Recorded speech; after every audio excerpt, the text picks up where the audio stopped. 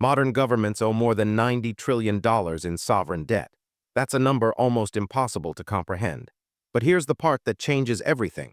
Most of that debt is held by the very societies that issued it. Nations borrow from their own citizens through institutions those citizens created, using money those citizens saved. The debtor and creditor are often the same entity, separated only by layers of institutional abstraction.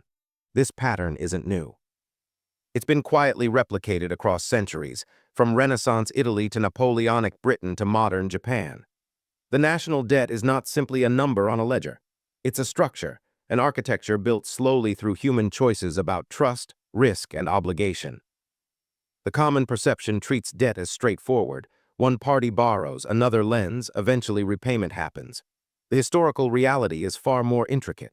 One might ask, when the lender and borrower are deeply intertwined, what does the debt actually represent?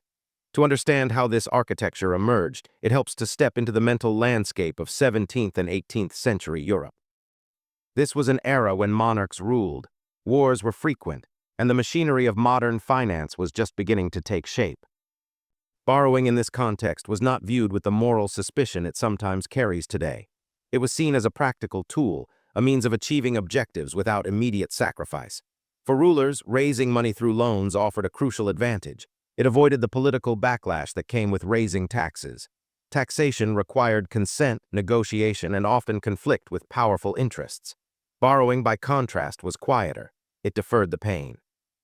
For those with capital, merchants, landowners, financiers, lending to governments offered something equally valuable: security.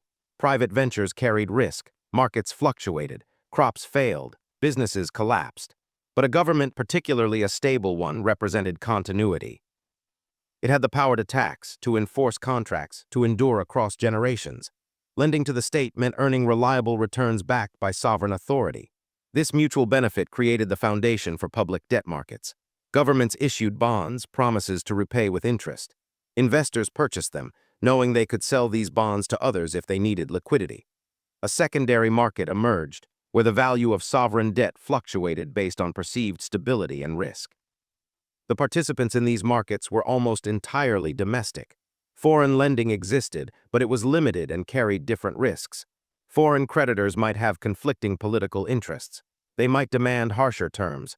They might withdraw support during crises. Domestic creditors, by contrast, shared the fate of the state. If the government prospered, so did they. If it collapsed, their investments vanished along with their property rights. This created an implicit alignment of interests. Wealthy citizens lending to their own government were investing in the stability of the system that protected their wealth. The relationship was circular. The state needed capital to survive, and capital needed the state to be secure. There was no grand plan. No theorist designed this system in advance. It emerged organically, shaped by incentives that made sense to the people involved. Rulers wanted flexibility without political cost. Lenders wanted safety without sacrificing returns. The solution was public debt, held domestically, embedded in the fabric of the society itself. This was the mental landscape, a world where borrowing felt not like weakness but like sophistication, where lending to the state was both profitable and patriotic, where the lines between private wealth and public obligation blurred naturally. The consequences of these choices would unfold slowly over generations.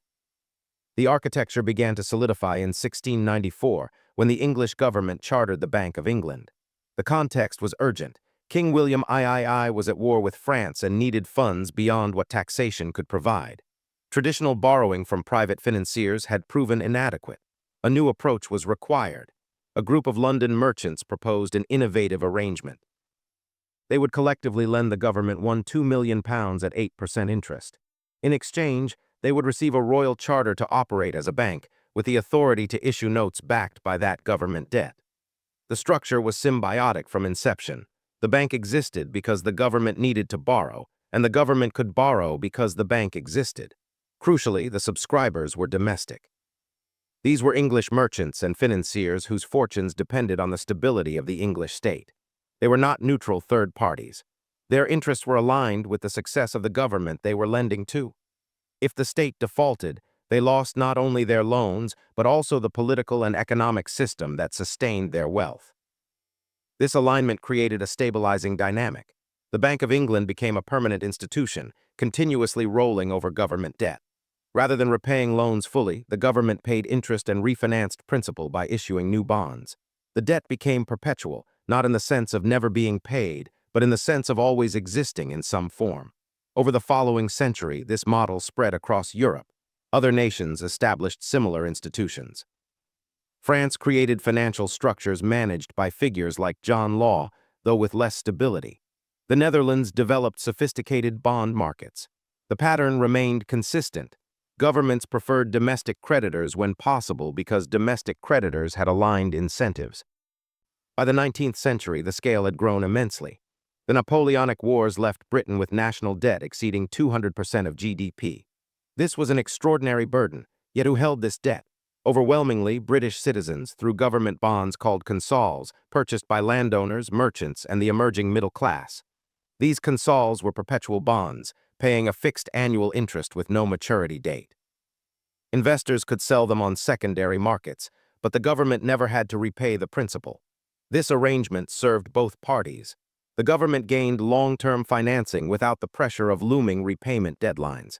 Investors received steady income streams that could be passed down through generations. The human choice embedded in this system was clear. Defer the cost, spread the obligation across time, repay someone else's future problem. This was not irresponsibility. It was pragmatism shaped by human nature. Immediate needs felt urgent, funding armies, securing trade routes, maintaining sovereignty. Future costs felt abstract, manageable, something that could be addressed later when resources improved. The psychological comfort of this arrangement was significant. Domestic debt felt different from foreign debt. When British citizens held British bonds, the interest payments stayed within the British economy. Money flowed from taxpayers to bondholders, but both groups were British. It was a transfer within the society, not a loss to outsiders. This perception mattered deeply. It made large debts politically tolerable in ways that foreign debt was not. The 20th century brought a new dimension to this architecture: central banks as major creditors. The Federal Reserve, established in 1913, gradually became one of the largest holders of U.S. government debt. After World War II, this role expanded dramatically. Central banks began purchasing government bonds as a tool of monetary policy to lower interest rates, manage inflation, and stabilize financial systems. The mechanism was elegant in its circularity. A government would issue bonds to finance spending. Its own central bank would purchase those bonds, paying for them by creating reserves, essentially expanding the money supply. The government would pay interest on those bonds to the central bank. The central bank would then remit most of that interest back to the government as profit. In practical terms, the government was paying interest to itself. The accounting was real, the legal obligations were binding, but the ultimate creditor was an institution created by and for the government. This was not hidden. It was openly discussed in policy circles. Yet the public discourse often treated all government debt as if it were owed to external parties, obscuring the reality of the arrangement. Japan provided perhaps the clearest illustration of this pattern's endpoint. By the early 21st century, Japan's government debt exceeded 240% of GDP. Yet the vast majority was held domestically by Japanese banks, insurance companies, pension funds, and especially the Bank of Japan itself. Foreign ownership rarely exceeded 10%. This structure had profound implications. Japan did not face the sovereign debt crises that struck nations with large foreign-held debt. There was no risk of sudden capital flight, no vulnerability to shifts in foreign investor sentiment. The debt was stable because the creditors were embedded in the society. They had no incentive to trigger a crisis that would destabilize their own savings, their own institutions, their own country. The unintended outcome was deep interdependence.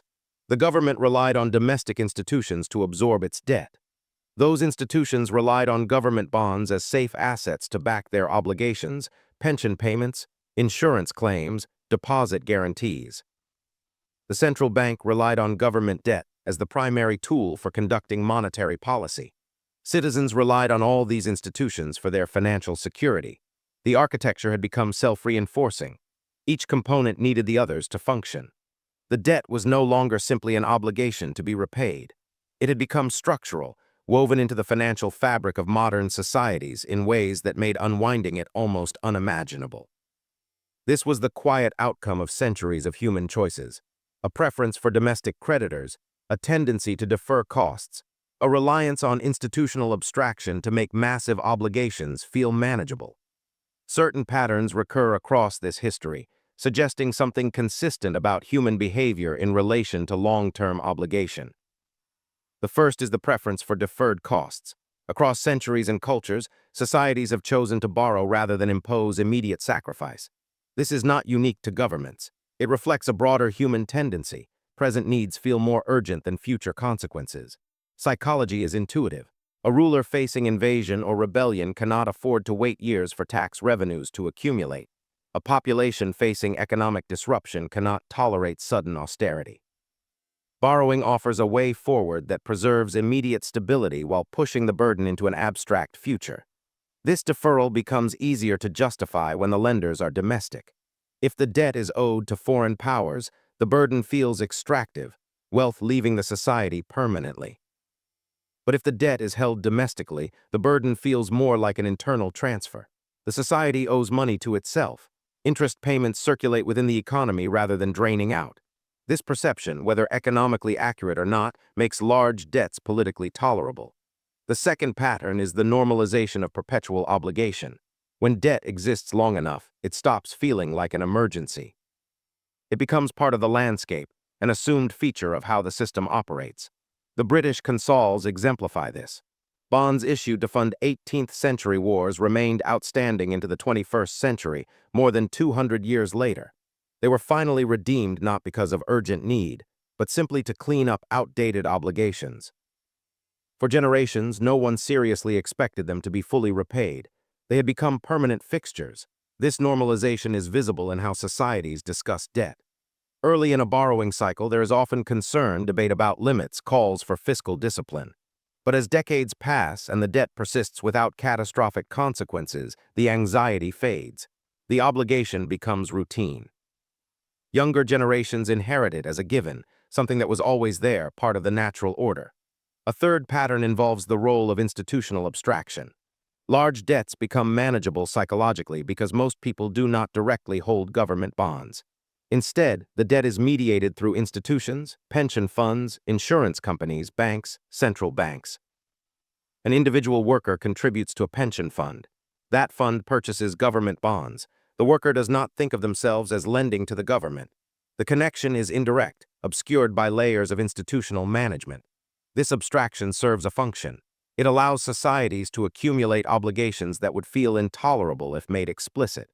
If every citizen received a direct bill for their share of the national debt, the political pressure would be immense. But when the obligation is embedded in institutional balance sheets, it feels distant, technical, someone else's concern. Historical examples illustrate these patterns clearly.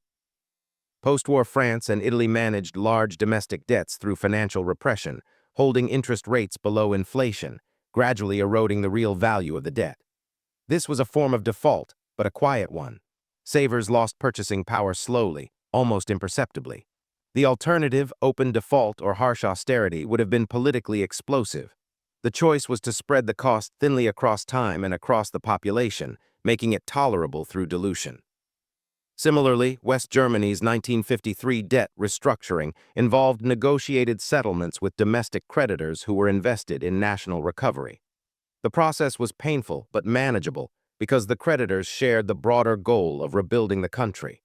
They were not external entities seeking maximum extraction. They were part of the society, with incentives aligned toward collective stability. These patterns, deferral, normalization, abstraction, repeat because they reflect deep human tendencies. The architecture of sovereign debt is built on these tendencies, refined over centuries. The echoes of this architecture appear in quieter forms across later periods, even as the financial systems grew more complex. In the aftermath of both world wars, European governments faced debts accumulated through massive military expenditures. Much of this debt was held domestically, by citizens who had purchased war bonds out of patriotism or compulsion, by banks that had financed production, by pension systems that had absorbed government securities. The challenge of repayment involved navigating relationships with creditors who were also citizens, voters, stakeholders in recovery. The solutions varied but shared common elements. Currency reforms redistributed obligations. Inflation eroded real values. Selective restructuring targeted different classes of debt differently. The process was never simple or fair, but it was negotiable because the creditors were embedded in the society. They had limited exit options and shared interests in avoiding complete collapse. Later, as institutional investors grew more dominant, the pattern persisted in new forms. Pension funds and insurance companies became the primary holders of government debt in developed economies. These institutions managed the retirement savings and risk protection of millions.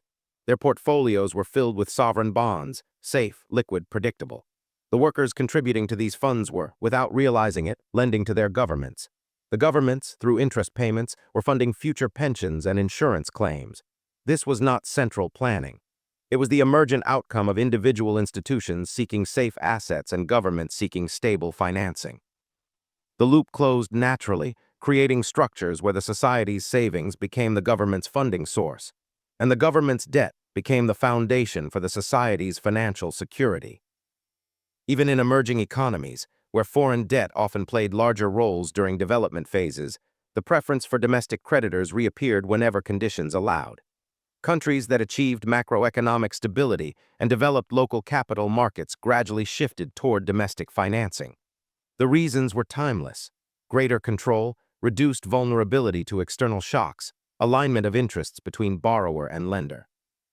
The architecture, refined over centuries, proved durable across different political systems, economic conditions, and technological changes. Its persistence suggests it answers something fundamental about how human societies manage risk and obligation across time. The question posed at the beginning, what does sovereign debt represent when the lender and borrower are intertwined, has an answer that emerges from centuries of human behavior. Sovereign debt, particularly domestic sovereign debt, is not merely a financial obligation. It is a structure of trust, a way of binding a society to itself across time. Governments borrow from institutions that hold the savings of citizens. Those citizens rely on those institutions for their futures. The institutions rely on the government's ability to honor its obligations. The government relies on the willingness of institutions to continue lending. The architecture is circular, self-reinforcing, and remarkably stable, until it isn't. But that's a different question, one that history observes without predicting. What remains clear is that humans, when faced with the need to fund collective endeavors beyond immediate resources, consistently choose structures that defer costs, distribute risks, and obscure direct accountability through institutional layers. The architecture of debt quietly mirrors the architecture of trust. It reflects choices about what societies value, what they fear, and how they negotiate the tension between present needs and future obligations. Understanding this architecture requires seeing it not as numbers on a balance sheet, but as the accumulated weight of human decisions made over generations. If this shifted how sovereign debt appears, there are related questions worth exploring. How do societies decide when obligations have grown unsustainable? What role does inflation play in quietly redistributing burdens? The history is deeper than the headlines suggest. For now, thank you for your attention. These patterns matter, and they reward careful observation.